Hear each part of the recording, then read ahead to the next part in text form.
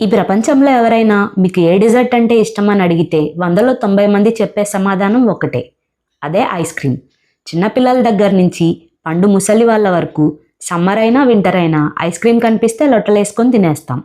మన సంతోషంలో ice cream ఉంటుంది, బాధలో కూడా ఐస్ క్రీమ్ తోడుగా ఉంటుంది. అయితే ఫ్రెండ్స్, ఎప్పుడైనా ఐస్ క్రీమ్ తింటున్నప్పుడు మీకు ఒక సందేహం వచ్చిందా? అసలు ఫ్రిడ్జ్ లేని కాలంలో ఐస్ క్రీమ్ ఎలా తయారు చేసేవాళ్ళు? దీన్ని ఎవరు కనిపెట్టారు? ఇది చైనా నుంచి వచ్చిందా లేక అమెరికా నుంచా? ఈరోజు మన వీడియోలో ఐస్ క్రీమ్ పుట్టుక వెనుక ఉన్న 4000 ఏళ్ల ఆసక్తికరమైన చరిత్రని మనం తెలుసుకోబోతున్నాం. నమ్మండి, ఈ కథ చాలా కూల్గా ఉంటుంది. Let's start our video. మనం టైం మిషన్ ఎక్కి ఒక 4000 ఇయర్స్ వెనక్కి వెళ్దాం. Location ancient China.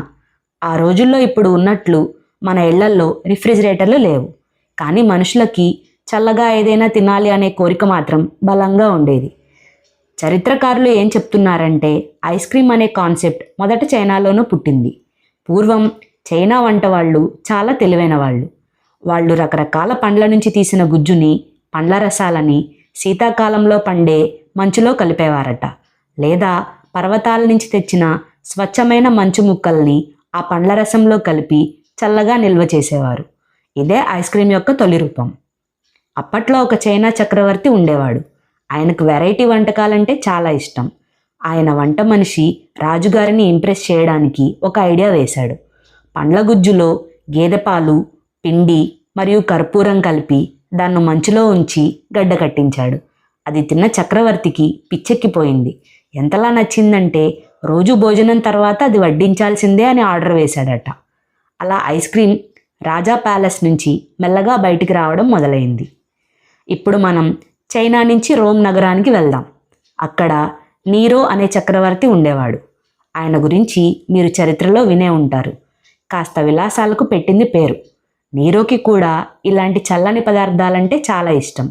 కానీ అప్పట్లో రోమ్ నగరంలో మంచు దొరకదు కదా, మరి ఎలా? అందుకోసం నీరో చక్రవర్తి తన సైనికులను, బానిసలను సుదూర ప్రాంతాల్లో ఉన్న ఎత్తైన పర్వతాలపైకి పంపించేవాడు. వాళ్ళు అక్కడి నుంచి మంచుగడ్డలను వేగంగా పరిగెత్తుకుంటూ కరిగిపోకుండా రాజా ప్యాలెస్కి తెచ్చేవాళ్ళు. ఆ మంచుని పగలగొట్టి అందులో తేనె, పండ్ల ముక్కలు, నట్స్ కలిపి నీరోకి వడ్డించేవారు. ఇది అచ్చం మనం ఇప్పుడు తింటున్న fruit salad with ice cream లాంటిదే అన్నమాట. దీన్ని బట్టి మనకు ఏమర్థమవుతుంది? ఐస్ క్రీమ్ తినడం అప్పట్లో కేవలం రాజులకు మాత్రమే సాధ్యమయ్యే ఒక లగ్జరీ. ఇక్కడ ఒక ట్విస్ట్ ఉంది ఫ్రెండ్స్. చైనాలో ఉన్న ఈ రెసిపీ యూరోప్ దాకా ఎలా వచ్చింది? ప్రముఖ యాత్రికుడు మార్క్ పోలో చైనా పర్యటనకు వెళ్ళినప్పుడు అక్కడ ప్యాలెస్లో ఐస్ కలిపి చేసే ఒక వెరైటీ వంటకాన్ని చూశాడట. ఆ రెసిపీని ఆయన ఇటలీకి తీసుకువచ్చాడు. అక్కడ నుంచి అది ఫ్రాన్స్, ఆ తర్వాత ప్రపంచమంతా పాకింది.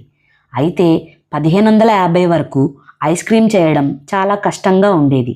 ఎందుకంటే ఐస్ తొందరగా కరిగిపోయేది. అప్పుడే జూలియస్ విల్లే ఫ్రాంక్ అనే ఒక వైద్యుడు ఒక అద్భుతమైన విషయాన్ని కనిపెట్టాడు.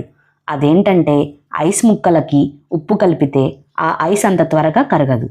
పైగా అది పక్కన ఉన్న పదార్థాన్ని ఇంకా వేగంగా గడ్డకట్టేలా చేస్తుంది. ఈ ఒక్క చిన్న లాజిక్ ఐస్ క్రీమ్ చరిత్రనే మార్చేసింది. దీనివల్ల ఐస్ క్రీమ్ స్మూత్గా, మెత్తగా రావడం మొదలైంది.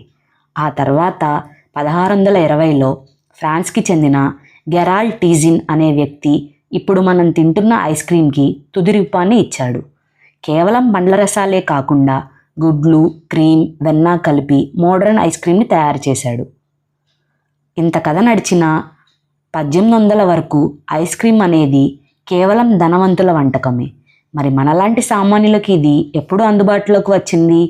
దానికి కారణం జాకబ్ ఫస్సిల్. ఇతను ఒక పాల వ్యాపారి. 1852లో తన వ్యాపారంలో పాలు, మీగడ ఎక్కువగా మిగిలిపోయి వేస్ట్ అయిపోతుండేవి. ఆ వేస్ట్ని తగ్గించుకోవడానికి ఏం చెయ్యాలా అని ఆలోచించి ఆ మిగిలిన క్రీమ్తో ఐస్ క్రీమ్ తయారు చేసి అమ్మడం మొదలుపెట్టాడు. అది సూపర్ హిట్ అయింది. అలా ప్రపంచంలోనే తొలి ఐస్ క్రీమ్ ఫ్యాక్టరీని జాకబ్ స్థాపించాడు. ఎప్పుడైతే ఫ్యాక్టరీ వచ్చిందో ఐస్ క్రీమ్ రేట్ తగ్గి సామాన్యులకు కూడా అందుబాటులోకి వచ్చింది. ఐస్ క్రీమ్ కోన్ ఎలా పుట్టింది మరి? ఇది చాలా ఫన్నీ స్టోరీ. 1904లో అమెరికాలో ఒక పెద్ద ఉత్సవం జరుగుతుంది. అక్కడ ఐస్ క్రీమ్ అమ్మేవాడి దగ్గర ఐస్ క్రీమ్ పెట్టే కప్పులు అయిపోయాయి. పక్కనే వాఫిల్స్ అమ్మే వ్యక్తి ఉన్నాడు. ఐస్ క్రీమ్ అతను టెన్షన్ పడుతుంటే వాఫిల్స్ అతను తన రొట్టెని శంఖం ఆకారంలో చుట్టి దీనిలో ఐస్ క్రీమ్ పెట్టివ్వు అని సలహా ఇచ్చాడు. అలా అనుకోకుండా పుట్టిందే ఇప్పుడు మనం ఇష్టంగా తినే ఐస్ క్రీమ్ కోన్. సూపర్ కదా. చూసారా ఫ్రెండ్స్, చైనాలో మంచు ముక్కలతో మొదలైన ప్రయాణం ఇటలీ, ఫ్రాన్స్, అమెరికా దాటుకొని ఈరోజు మన చేతిలో ఉన్న కోన్ దాకా ఎలా వచ్చిందో. ఈ రోజుకు మనకు వెనీలా, చాక్లెట్, స్ట్రాబెర్రీ నుంచి chilli ice cream, liquid nitrogen ice cream వరకు ఎన్నో రకాలు ఉన్నాయి. కానీ దాని వెనుక ఇంతమంది కృషి, ఇన్ని ప్రయోగాలు ఉన్నాయి కాబట్టే మనం ఈ సమ్మర్లో హాయిగా చల్లని ఐస్ క్రీమ్ని ఎంజాయ్ చేయగలుగుతున్నాం. సో ఈ వీడియో చూశాక మీకు ఖచ్చితంగా ఐస్ క్రీమ్ తినాలనిపిస్తుంది కదా, వెళ్ళండి, మీకు నచ్చిన ఫ్లేవర్ని లాగిన్ చేయండి. వెళ్ళే ముందు మీకు ఏ క్రీమ్ ఫ్లేవర్ అంటే ఇష్టమో కింద కామెంట్ చేయడం మర్చిపోవద్దు. ఈ వీడియో నచ్చితే లైక్ చేయండి, షేర్ చేయండి. ఇలాంటి ఇంట్రెస్టింగ్ హిస్టరీస్ కోసం మన ఛానల్ని సబ్స్క్రైబ్ చేసుకోండి. నెక్స్ట్ వీడియోలో మళ్ళీ కలుద్దాం.